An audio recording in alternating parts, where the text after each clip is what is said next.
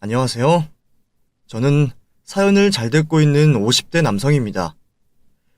요즘 느끼는 거지만 유튜브처럼 쉽게 다양한 사람들을 접할 수 있는 매체는 없는 것 같습니다. 제가 구독을 하는 이 채널을 보면서 정말 세상에는 다양한 생각을 가지고 다양한 일을 겪은 분들이 많은 걸 새삼스럽게 이 나이 먹어서 다시 깨닫게 되네요. 몇 년 전만 해도 저는 이런 기구한 사연을 가진 분들과는 동떨어진 사람이라고 생각했는데 사람 인생이라는 게 알다가도 모를 것이 저에게도 가슴을 쓸어내릴 만한 일이 생겼었네요. 하나뿐인 딸에게 있었던 일이라 다른 딸 자식들을 가지신 부모님들께서도 혹시 저와 비슷한 일을 겪지 말라는 뜻에 이렇게 사연을 보내봅니다. 제 어린 시절은 당시 어려웠던 우리나라 형편처럼 힘들었습니다. 부모님께서는 노점상을 하시면서 저희 3남매를 키우셨죠. 요즘도 힘든 것은 마찬가지겠지만 그 당시 노점상을 한다는 것은 장사를 한 것 외에도 신경 쓸 일이 많았습니다.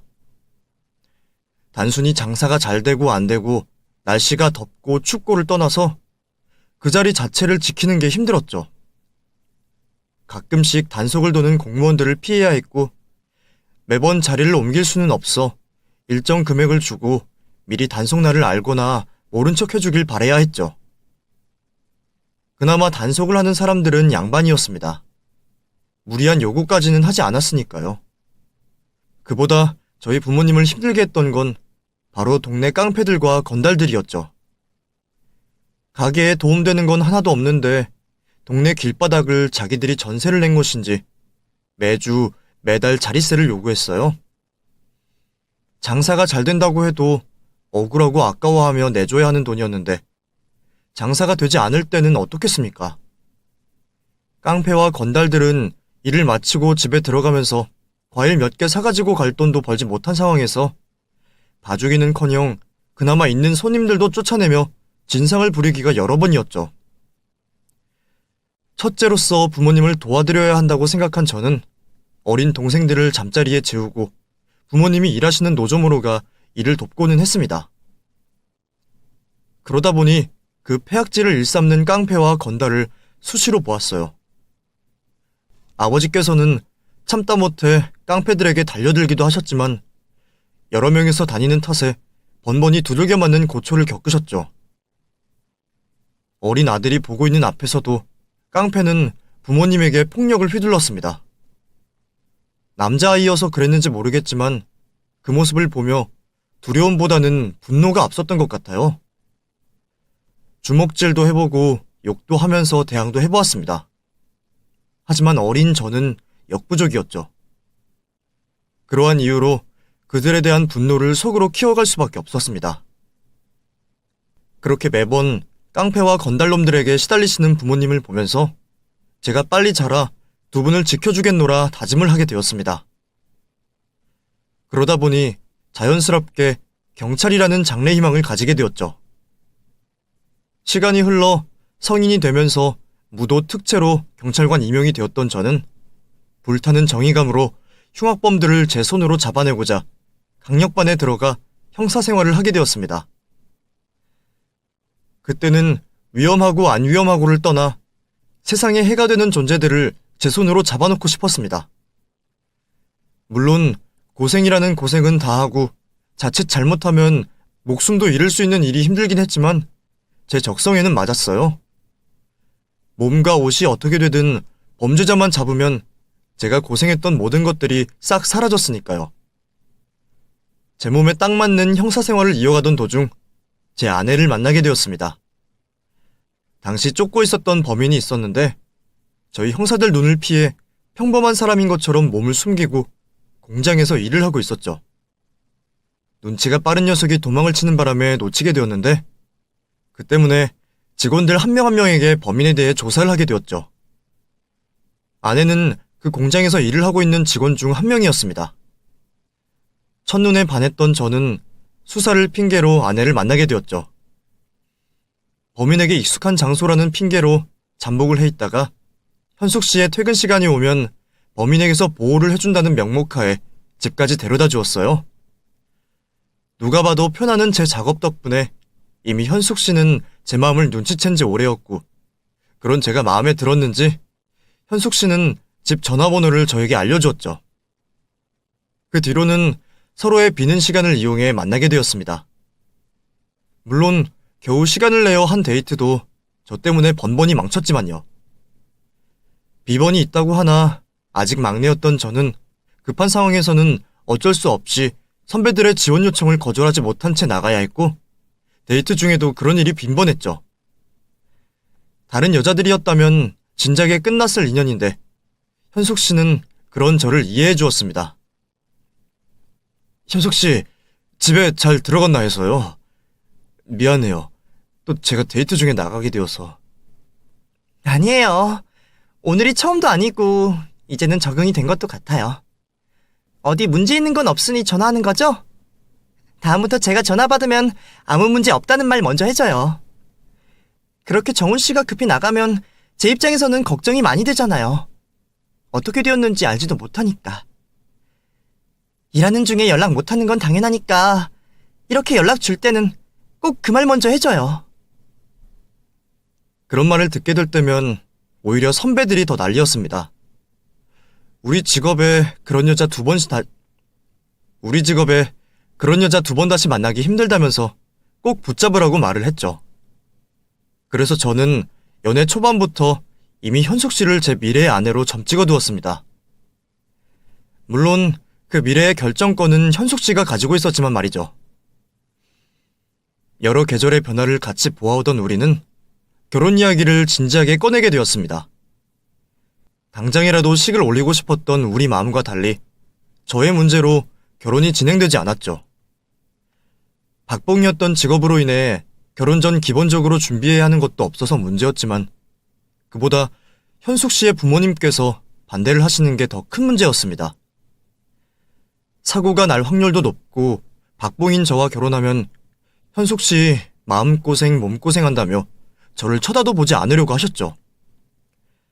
하지만 뜻을 굽히지 않았던 아내 덕분에 장인 장모님의 반대를 꺾고 결국 결혼식을 올리게 되었습니다. 신혼살림 하나씩 늘려가는 재미로 시작한 신혼생활이 저는 무척이나 좋았습니다. 제대로 살림을 갖추지 못하고 없이 시작했지만 퇴근을 하면 집에서 저를 기다리고 있는 아내가 있음에 감사했죠. 그리고 함께 사는 것에 행복함을 느꼈습니다. 물론 턱없이 부족한 생활비와 잦은 잠복으로 자주 들어오지 못해 아내에게는 매일 미안했어요. 하지만 아내는 항상 제가 먼저라며 부족한 남편을 챙기는데 여념이 없었죠. 그런 아내에게 너무 고마웠고 덕분에 살맛이 났습니다. 그리고 우리는 행복한 결혼 생활을 이어오다 우리의 소중한 아이인 딸 연정이를 얻게 되었어요. 그렇게 여느 평범한 가정처럼 딸의 애교와 아내의 애정을 받으며 16년이라는 시간을 함께 해왔습니다.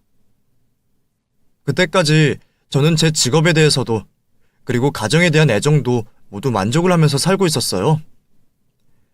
그런데 시간이 지나도 나아지지 않는 형편 때문인지 아내는 저에게 대하는 행동들이 조금씩 변해가고 있었습니다. 여보, 연정아, 나 집 들어왔어. 이번엔 너무 길었지? 그래도 내가 실적 좀 올려서 우리 팀 전부 포상받았다? 오늘부터 다음 주 월요일까지는 휴가야. 당신 어디 가고 싶은 데 없어? 연정아, 너는 어디 가고 싶어? 얼른 씻고 나와. 당신한테 냄새 얼마나 나는지 몰라?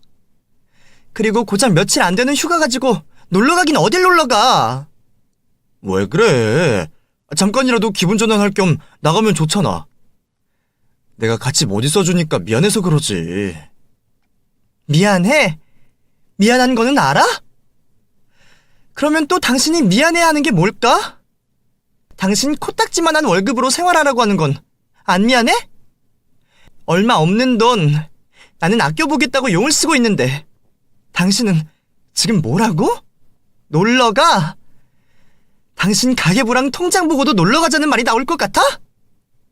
휴가 받았으면 돈 쓸 생각하지 말고 어디 일용직이라도 나가서 돈이나 벌 생각을 좀 해. 그 당시 유독 예민하게 굴던 아내 때문에 저는 많은 생각을 하고 있었습니다. 착하기만 하던 아내가 저런 예민한 모습으로 변하게 된 것이 모두 저 때문이라고 생각했거든요.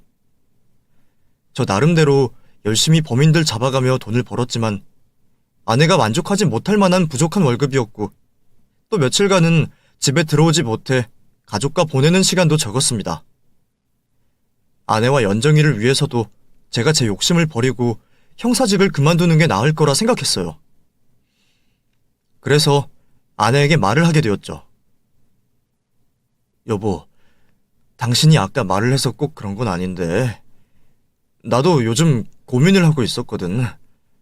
너무 위험한 직업이기도 하고 그에 비해 월급은 턱도 없이 부족하고 또 당신이랑 연정이와 시간도 보내지 못하고 그래서 내가 이 일을 그만두려고 해.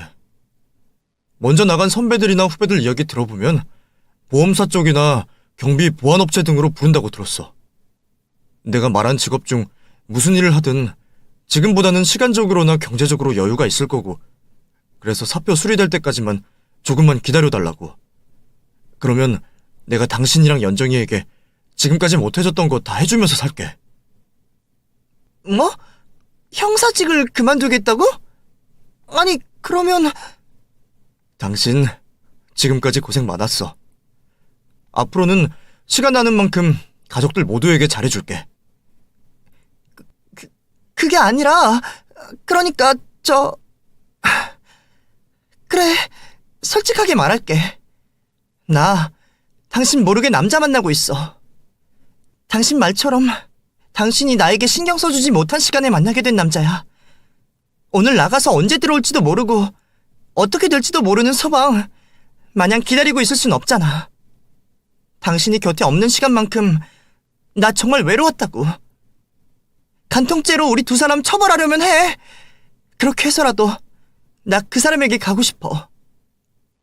현수가, 너 지금 무슨 말을 하는 거야? 너 내가 곁에 없어서 외로웠던 탓에 잠깐 착각하는 거야. 그리고 연정이까지 있는 사람이 어떻게 그런 생각을 해? 그래, 단순히 착각일 수도 있어. 하지만 착각이라도 나 당장 행복하고 싶어. 그 사람이랑 있으니까 알겠더라. 진정한 행복을. 그래서 연정이든 당신이든 다 필요 없어. 나 잘못한 것도 알고 사회의 손가락질도 받을 테니 간통죄로 쳐넣든 이혼을 해주든 그 사람에게 가게만 해줘. 아내의 마음을 돌려보려고 애를 썼지만 정신이 나가기라도 한 건지 아내는 계속해서 외도를 한 남자에게 보내달라 요구를 했습니다. 아내의 외도 사실보다 더 실망했던 것은 하나뿐인 딸 연정이에 대한 생각이었어요. 이제 막 고등학생이 되어 예민한 딸을 엄마가 되어서 신경도 쓰지 않는 모습에 정이 떨어지더군요. 아이를 위해서라도 이혼만은 하고 싶지 않았던 저였는데 간통죄로 고소를 하라며 보내달라는 아내를 더는 잡을 수 없었습니다. 저는 시끄러워지는 게 싫어 다른 두말하지 않고 아내와 합의 이혼을 하게 되었죠. 그러면서 아이를 혼자 키워야 했던 저는 형사직을 관두게 되었습니다. 홀로 아이를 키우려면 경제적으로나 시간적으로 지금보다 여유가 있어야 했으니까요. 그렇게 저는 보안업체에 스카웃이 되어 일을 하게 되었죠. 딸은 아직 부모의 이혼이 믿기지 않았는지 엄마와 연락을 해보려 애를 쓰더군요. 그런데 그 정신 나간 여자는 자신의 딸이 하는 연락을 단 한 번도 받지 않았고 엄마가 살고 있는 곳을 직접 찾아간 노력마저 외면했습니다. 자신을 낳은 엄마가 만남을 거절한 것에 큰 상처를 받았던 아이는 더는 엄마를 찾지 않았어요. 그리고 그 상처받은 아이를 제가 홀로 오기야 금이야 끔찍이 아껴가며 키우게 되었습니다. 물론 가정을 신경 쓰지 못하고 형사일만 하던 저라고 하지만 자기 앞가림 정도 하는 고등학생 딸을 키우는 게 어렵지 않을 거라 생각했습니다. 그런데 딸 키우는 게 쉽지 않더군요. 남자들만 드글대는 곳에서만 생활하다 보니 한창 사춘기에 돌입하여 감수성이 예민한 연정이를 돌보며 지내는 게 쉽지 않았습니다. 서투른 아빠인 저는 나름대로 잘해보려고 노력을 했지만 항상 실수투성이었죠. 그래도 저에게 하나 있는 딸아이를 최선을 다해서 키웠습니다. 남자 혼자 아이를 키워서 저렇게밖에 안 되었다는 말 듣기 싫어서 정말 열심히 했어요. 아이가 하고 싶다는 것은 다 해주었고 제 능력이 안 된다면 도움을 받아서라도 해주었습니다. 다행히 하나뿐인 제 딸은 제가 바라는 대로 자라주었습니다. 주변 지인들에게 딸 자랑 삼아 술 한잔 사줄 만큼 좋은 대학을 들어가 줬고 또 좋은 성적으로 제 부족한 도움에도 전문직 시험에 단번에 합격을 했죠. 아빠로서 더는 바랄 것이 없었습니다. 형사 생활하면서 딸과 비슷한 환경의 아이들이 탈선을 하여 잘못된 길로 간 경우를 많이 봐와서 그런지 걱정도 많았는데 성인이 된 후로는 홀로 앞가림 잘하며 자기 갈 길을 문제없이 개척해 나가니 고마울 뿐이었죠. 제게 남은 건 앞으로 딸에게 손 벌리지 않게 노후 준비를 잘하고 우리 딸 연정이가 시집을 가게 될 때 상대 집안의 아쉬운 소리 듣지 않게 결혼에 보탤 돈을 준비하면 되는 거였죠. 그래서 더 돈을 악착같이 벌었습니다. 일과 연애로 바쁜 연정이로 주말에도 일을 자청하며 오로지 돈을 버는 데 집중을 하게 되었죠. 그러다 그날이 오고야 말았습니다. 어느 날 딸아이가 결혼 생각이 있다며 자신의 남자친구를 조만간 소개시켜주겠다고 하더군요. 아이가 행복한 가정을 꾸리는 것이 제 오랜 바람이었는데 막상 눈앞에 닥치게 되니 내심 섭섭하더군요. 그때는 그런 마음을 먹는 게 자식 행복을 망치는 일 같아서 애써 잘못된 생각이라며 저를 꾸짖었습니다. 그리고는 딸아이 앞길 망치지 않게 개망나니 같은 남자 녀석만 아니면 깐깐하게 보지 않고 좋게 대해주며 결혼 허락을 해줘야겠다고 생각했죠. 참 기대가 되었습니다. 우리 딸이 고른 사윗감이 어떤 사람인지 말이죠. 지금까지 알아서 잘 커준 딸이 또 얼마나 좋은 사람을 데리고 왔을지 큰 기대를 하며 식당에서 연정이의 남자친구를 만나게 되었죠. 처음 예비 사위를 보면서 든 생각은 참 남자답게 잘생겼다였습니다. 우리 딸의 남자 취향이 잘생긴 남자인 거는 그때 또 알게 되었네요. 훤칠한 얼굴에 성격도 시원시원한 예비 사위는 제가 어렵지도 않은지 밝은 모습으로 인사를 올렸죠.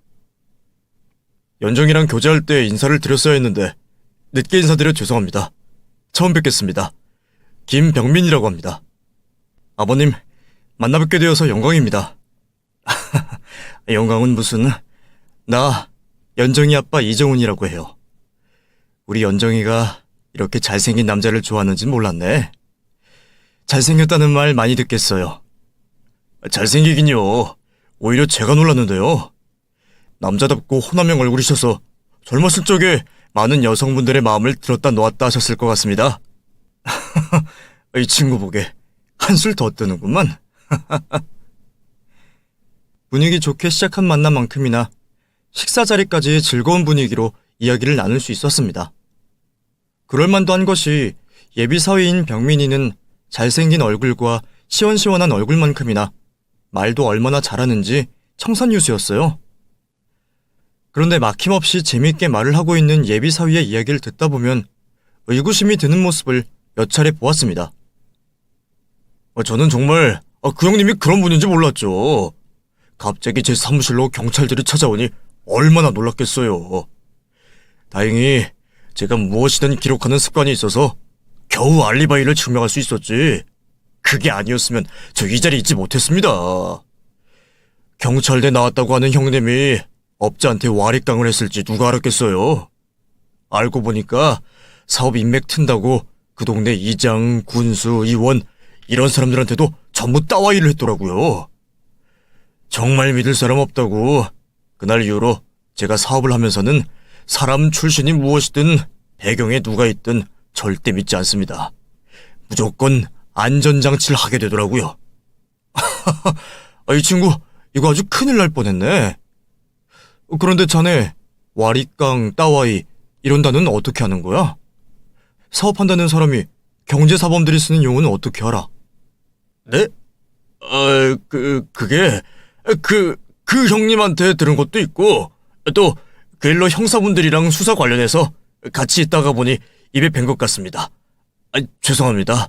제가 장인어른 앞에서 말조심을 했어야 했는데 말을 하다 보니 그때 긴박한 감정도 떠오르고 흥분도 되어서. 죄송합니다, 장인어른. 괜찮아. 그냥 나도 아는 단어가 나오길래 궁금해서 물어본 거야. 너무 신경 쓰지 말게. 여기 너무 재미있게 들었네. 예비사위 앞에서는 그렇게 말을 했지만 그 모습이 수상했던 건 사실입니다. 평범한 시민들은 평생 한 번도 들어보지 못할 수도 있는 범죄자들이나 쓰는 용어를 말하는 게 흔한 일은 아니니까요. 물론 주변 사람이나 TV에서 알게 되어 사용할 수는 있어도 저렇게 자연스럽게 쓰는 건 자주 쓰는 게 아니고서야 쉽게 나올 수 없다고 생각했죠. 그 외에도 제가 걸고 넘어지진 않았지만 사위는 업계 사람들만 알 수 있는 단어를 사용했습니다. 그러다 보니 걱정이 되더군요. 혹시 저와 딸에게 보여주고 있는 모습이 전부는 아니지 않을까 하고요. 그래서 예비사위와 자리를 마치고 집에 들어와 딸에게 제 의구심을 말하게 되었습니다. 연정아, 그 사람이랑 2년 정도 만났다고? 그것도 일 때문에 떨어진 시간 빼면 1년이고. 너 병민이라는 그 친구 전부를 아는 것 같아? 네? 갑자기 무슨 말씀이세요? 병민 씨가 마음에 안 드세요? 아니, 마음에 들고 안 들고가 아니고 마음에 걸리는 게 있었어. 아까도 말했지만 말하는 중간중간에 사용하는 단어나 분위기가 사업가 느낌은 아니다 싶어서.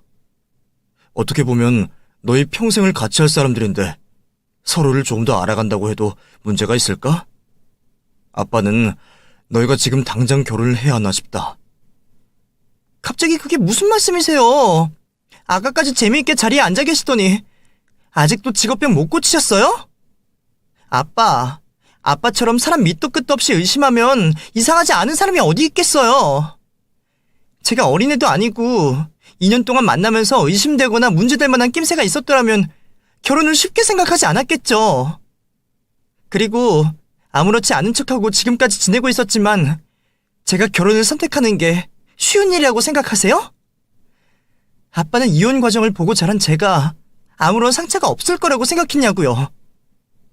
자식 대신에 죽을 수도 있다고 하는 모성애를 가진 엄마는 다른 남자랑 바람이 나서 딸을 쓰레기 마냥 버리고 만나주지도 않고, 아빠는 사랑하긴 했지만 엄마 한 번도 잡은 적 없잖아요.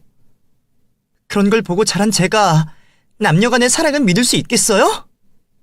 도장 한 번이면 끝나는 결혼 생활을 선택하는 게 쉽다고 생각하시냐고요. 연정아, 너가 보고 들은 게 전부는 아니야. 아빠도 쉬운 선택은 아니었다고. 그때는 너를 위해서라도 최선의 선택을 해야 했어. 이미 마음 떠난 사람을 잡을 수가 없었다고. 그러니까요. 애초에 엄마가 딴 생각 못하게 가정을 지켜줬어야 했잖아요. 두 분 결혼 생활에서 엄마가 100번이고 1000번이고 잘못을 했지만 아빠는 뭘 잘했는데요? 결국 결혼 생활 지키지 못한 건 아빠에게도 책임이 있잖아요. 그런 분께서 알아서 잘 극복하고 두 분처럼 안 살려고 노력하는 제 결정을 왜 반대하세요? 아무것도 모르시면 제발 가만히라도 계셔주세요. 그런 게 아니라니까. 저 성인이에요. 아빠 허락 필요 없는 거 알죠? 아빠가 뭐라고 하시던 저 이 결혼 할 거니 망치고 싶으시면 제대로 된 증거 가지고 오세요.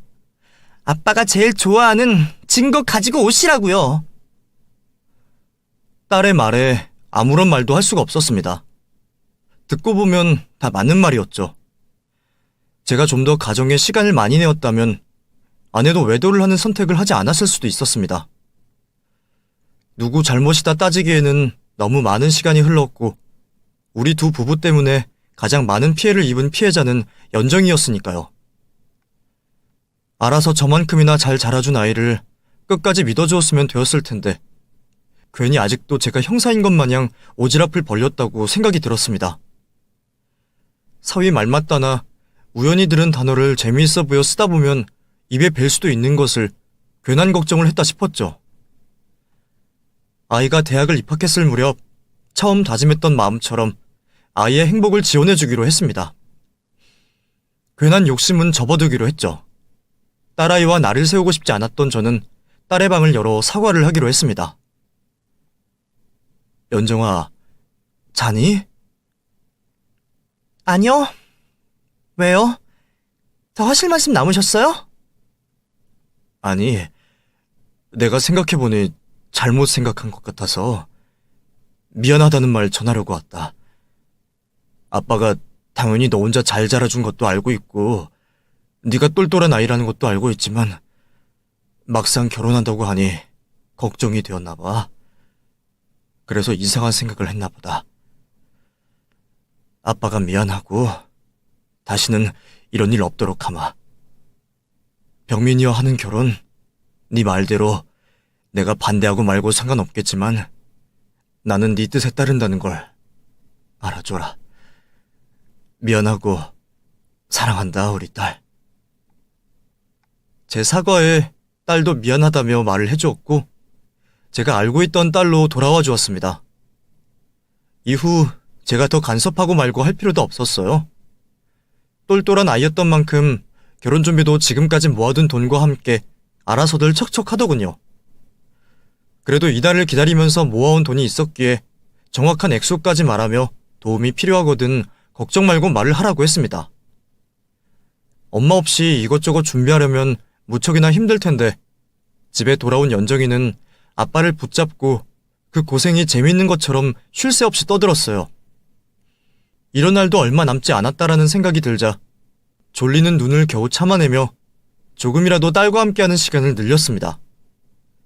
예비 사위인 병민이 부모님을 만난 상견례에서도 저는 단 한 번의 제 의견을 세우지 않았고 무엇이든 딸에게 맞춰가며 자리를 마치게 되었죠.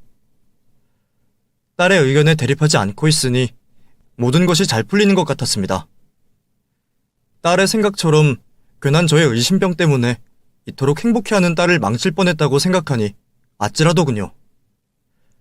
그렇게 제가 신경 쓸 것은 없었고 두 사람의 이야기를 들으며 결혼 준비는 아무런 문제 없이 진행되고 있었습니다.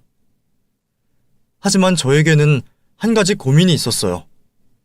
완벽해 보이는 딸의 결혼식에 한 가지 흠이 걱정이었죠. 바로 비워진 제 옆 혼주석이었습니다. 이혼을 했다고는 하나 뻔히 살아있는 아내가 있는데 그 자리를 비워놓고 결혼식을 한다는 것이 마음에 걸렸습니다.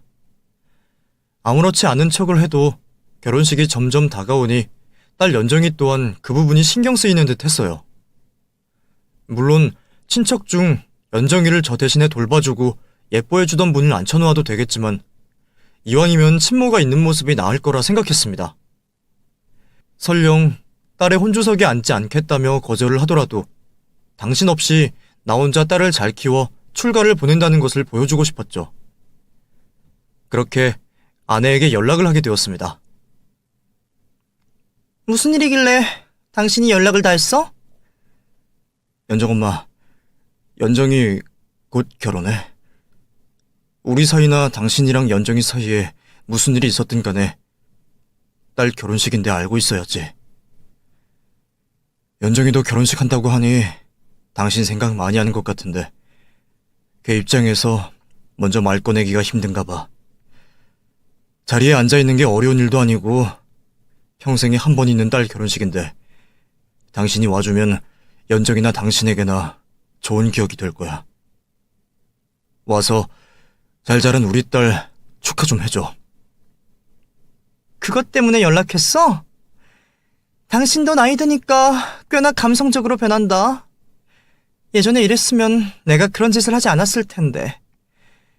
내가 하는 일이 바빠서 갈 수 있을까 모르겠네. 주소 불러줄 테니까 청첩장이나 보내봐. 혼주소까지는 모르겠지만 축의금이나 내려갈 테니까. 당신, 그게 딸 결혼식 앞둔 엄마로서 할 말이야? 겨우 자리에 앉아있는 게 얼마나 어렵다고 빼기는 빼. 내가 오지 말라고 했어? 연정이도 내심 바라고 있다고 말했잖아. 당신 이제 나이가 몇인데 아직도 당신밖에 몰라? 당신이 늙어서도 연정이 도움 하나 안 받을 것 같아? 이번에만 정신 차리고 있어주면 서로 어느 정도 관계는 회복할 수는 있잖아. 정말 남보다 못한 사이가 되고 싶어? 아니, 사람마다 사정이 있는 거지. 내가 바쁘다는데 그 결혼식에 꼭 가야 해? 자기 필요할 때만 부르지 말고 평소에나 도움 좀 주라고 해. 아까 말했듯이 혼주석은 냈고 안 바쁘면 음식이나 얻어먹으러 갈 테니 청첩장이나 보내. 10년이 지났는데도 어떻게 아직도 생각하는 수준이 그 시절에 멈춰 있는 건지 딸의 결혼식을 귀찮아하는 아내의 말에 황당하기가 그지 없었습니다. 자신이 배 아파 낳고 애정을 쏟으며 키워온 딸을 겨우 다른 남자가 생겼다는 이유로 저토록 매정하게 돌아선다는 게 엄마로서 가능한 일인가 싶었죠. 딸이 알게 되면 아직도 남아있을 상처가 더 벌어질까 싶어서 모른 척을 했습니다. 혹시 연정이가 엄마에게 따로 연락이라도 할까 싶어 은연중에 전처가 결혼식에 오지 않았으면 한다는 말을 하기도 했죠. 직접적으로 친모에게 가슴에 영원히 남을 상처를 받게 하느니 제가 꼬장꼬장한 모습을 보여주는 게 딸을 위한 행동이라고 생각했습니다. 그러면서도 아주 조금은 남아있을 아내의 모성애에 기대를 걸고 청첩장을 보내긴 했죠. 이윽고 딸의 결혼식 당일이 왔습니다.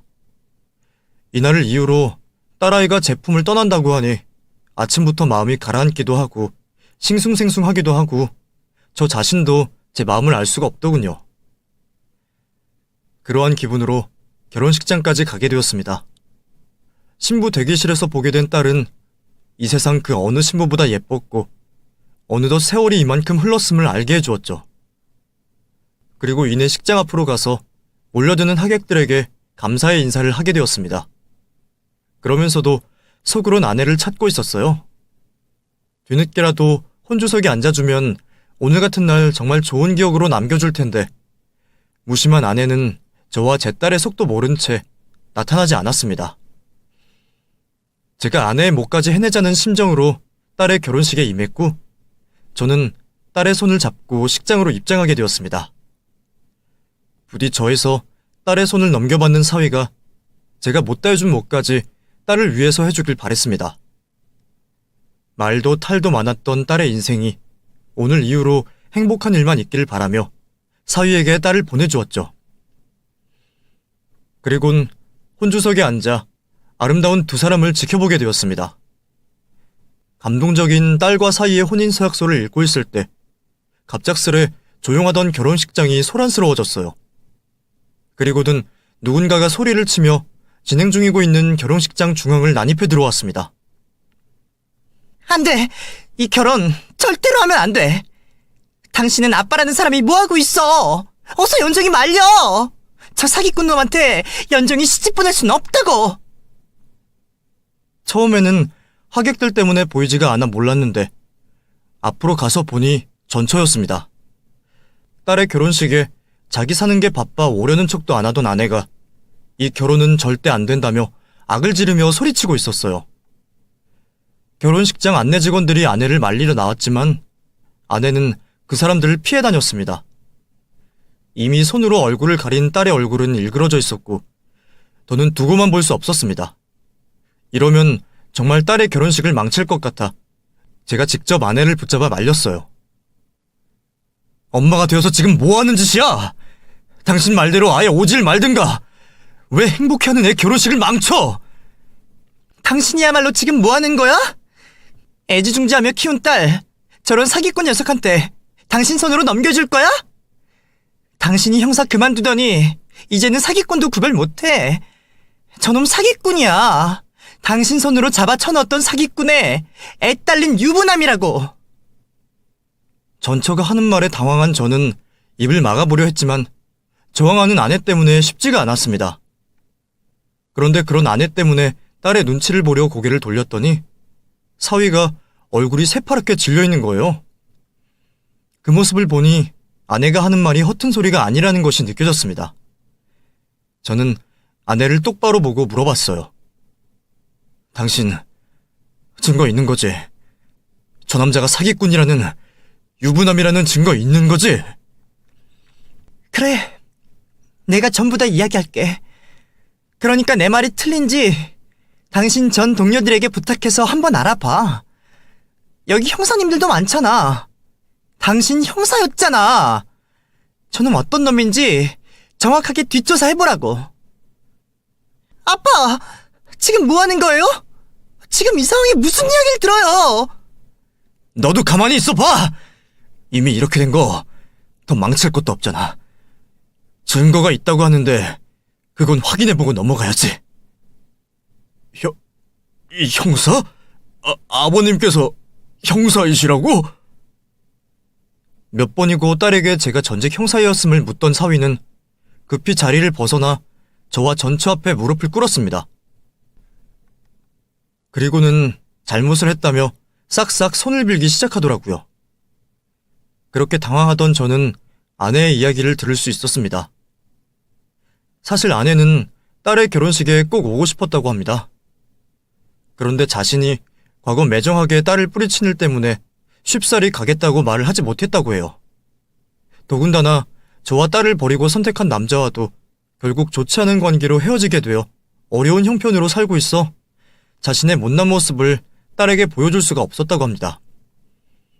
멀리서 딸의 모습을 지켜보고 싶었던 아내는 퇴근하는 딸의 뒤를 따라다니며 보는 것에 만족을 했다고 해요. 그래서 누구도 소개시켜주지 않았지만 사위의 얼굴을 볼 수도 있었고요. 그러다 딸과 헤어지고 돌아가는 사위에게서 수상한 모습을 보았다고 했어요. 누군가와 전화를 하다 차를 얻어 타고 가는 듯한 모습이었는데 운전석에서 내린 여자와 진한 스킨십을 하는 걸 보았다고 합니다. 그때는 사위가 양다리를 걸치고 있다고 생각했나 봐요. 증거를 잡아 결혼을 취소시켜야 한다고 생각한 아내는 그날부터 사위의 뒤를 밟았다고 합니다. 그런데 단순히 양다리가 아니었던 거죠. 그날 운전석에서 내린 여자는 이미 사위와 혼인관계 중인 아내였고 그 두 사람 사이에는 4살 된 아이까지 있었습니다. 더욱 황당했던 건 사업을 한다고 알고 있던 사위는 현재 아무런 직업이 없었어요. 딸과 저에게 소개를 해주었던 사업체는 자신의 아는 후배가 하고 있던 회사였고 그곳에 집은 하나 없었죠. 주변 사람에게 탐문을 한 결과 이전에 사기 범죄로 전과도 몇 건 있다는 걸 알게 되었다고 합니다. 그러니까 아내가 말을 한 것처럼 사위는 사기꾼에 애가 딸린 유부남이었던 거죠. 거기다 들어보니 지금까지 액수만 달랐을 뿐 여자에게 대출을 권해서 사기를 치는 게 전문이라는 것도 알게 되었죠. 사위가 최근 드나드는 것도 외제차를 이용해 대출을 받은 것인데 우리 딸 신원으로 조회를 하려고 했다는 것까지 아내는 알아냈습니다. 일이 전부 마무리되면서 알게 된 사실이지만 제 딸에게 렌터카 사업을 하겠다며 여러 외제차를 딸의 명의로 대출을 받아 구매한 뒤 그 외제차마저 해외로 넘겨 이익을 보려고 했다고 해요. 어쨌거나 기절할 만한 사실에 저와 딸에게 말을 하려고도 했지만 이미 무너진 신뢰로 인해 저와 딸을 설득할 자신이 없었고 시간 또한 이미 결혼식 날에 너무 임박했다고 해요. 결국 오늘 말을 할 수밖에 없었던 거죠. 사실 이야기를 듣고 있으면서도 또 잘못을 했다며 빌고 있는 사위를 직접 제 눈으로 보면서도 믿기지가 않았어요. 어떻게 이런 황당한 일이 저에게 벌어질 수가 있는지 싶었죠. 그러면서 지금까지 사위를 대하며 느꼈던 제 몇 가지 걱정들이 괜한 기우가 아니었다는 게 생각났습니다. 그리고는 딸에게 혹시 이놈의 권유로 대출을 받았는지 물어봤죠. 다행히 아직 렌터카 사업 구상만 들었지 대출까지는 이어지지 않았다고 말을 했습니다. 정말 다행이라고 생각이 들었어요. 딸도 무척이나 충격을 받은 모습이었고 저는 딸의 친구들에게 부탁을 하여 부축하여 결혼식장을 나가게 해달라고 했습니다. 그 소란이 있으면서 이미 대부분의 사위 측 하객들은 도망을 간 후였어요. 제게 가족들이라고 소개했던 사람들도 전부 고용한 사람들인지 남아있지 않았죠. 잘못했습니다. 용서만 해주신다면 제가 지금까지 있었던 일은 모두 손해배상하겠습니다. 저 쓰레기 맞습니다. 제가 아버님께서 전직 형사님이신지 모르고 귀한 따님을 속이려고 했습니다. 무슨 죄도 달게 받을 테니 제발 용서만 해주십시오. 뭐? 용서? 이 사기꾼 놈이 어디서 또 입을 털려고 해? 너 여기가 뒷골목 아니라는 걸 감사히 생각해. 아니었으면 넌 오늘 죽었어. 알아? 야 용호야, 나의 사기죄로 고소할 거거든? 그러면 한번 싹 뒤에 조사해봐. 알지? 이런 놈 분명히 더 있을 거다. 내일이다 생각하고 부탁 좀 하자. 너한테도 연정이 조카 같은 아이잖아. 그런 애 눈에 피눈물 나오게 한 놈이야. 하객으로 참석했던 형사 시절 동료들이 그놈의 주위를 감쌌고 저는 딸 결혼식 일과 밝혀지지 않았을 여죄들을 엮어 이놈을 법대로 처벌하기로 했습니다. 전 동료들에게 녀석을 부탁하고 난 뒤 저는 딸에게 곧장 가게 되었어요. 이미 한 차례 눈물을 쏟고 난 뒤였는지 제가 도착했을 때는 많이 안정된 모습이었죠. 10년이나 홀로 아이를 키웠는데도 불구하고 어떻게 상처받은 딸을 위로해 주어야 하는 건지 아직까지 아무것도 모르는 아빠는 그저 딸의 손을 잡고 안아주는 것밖에 하지 못했습니다. 그리고는 잠시 휴가를 낸 딸의 곁에 남아 모든 것을 함께 했죠. 자신이 당한 황당한 일에 견딜 수 없이 힘들 텐데 딸은 금방 회복되어가는 모습을 보여주었습니다. 그리고는 제게 사과를 하였죠. 결혼을 하면서 저에게 했던 말 모두 진심은 아니었다면서 오히려 자신을 생각해주는 아빠의 마음을 자신이 몰랐다며 후회를 하는 모습을 보였습니다. 저는 제 딸이 자책하는 모습을 보기 싫었어요. 이전에 딸이 한 말이 맞기도 했고요. 그래서 지난 일은 모두 과거로 덮어두고 앞으로만을 생각하자고 말을 했습니다. 그렇게 서로에 대한 생각을 이야기하는데도 몇 날 며칠이 걸렸던 것 같아요. 오히려 그 일로 인해서 서로의 속마음을 툭 터놓고 이야기할 수 있게 되어 서로를 좀 더 많이 이해할 수 있게 되었죠. 그리고 아내와도 이전보다는 좋아진 관계로 만날 수가 있었습니다. 서로 무척이나 어색해서 한마디 꺼내기가 힘들었는데 각자 살아온 지난 10년의 인생을 이야기하다 보니 또 쉽게 풀어지더군요. 지금은 더도 덜도 아닌 딱 친구의 감정으로 종종 만나서 사는 이야기를 나누기도 합니다. 딸이 어떻게 지내는지도 전해주고 있고요. 또 그놈에 대해서 말을 하지 않을 수가 없는데 그 사기꾼 녀석은 제 예상과 마찬가지로 다른 여죄가 있어 결국 교도소를 가게 되었죠. 언젠가는 풀려나겠지만 그 뒤에도 남은 건 민사소송들과 살벌한 제 전 동료들의 감시일 겁니다. 하마터면 그 사기꾼에게 속아 심각한 일을 당할 뻔한 딸을 구해준 아내 덕분에 지금은 조용하고 평범한 하루를 우리 가족 모두 보내고 있습니다. 서로 많이 틀어졌다고 하나 위기 때는 서로를 위해 나서게 되는 게 가족인가 봅니다. 살면서 저뿐만이 아니라 가족과 틀어진 분들이 많을 텐데 서로 조금씩 자존심은 낮추고 배려하는 마음은 넓히면서 서로를 이해하는 자리를 가진다면 저와 딸이 구해졌던 것처럼 좋은 일이 있지 않을까 싶네요. 꼭 가족들과 응어리 없이 서로를 이해하는 시간을 가지시길 바라겠고 저는 이만 글을 적겠습니다. 감사합니다.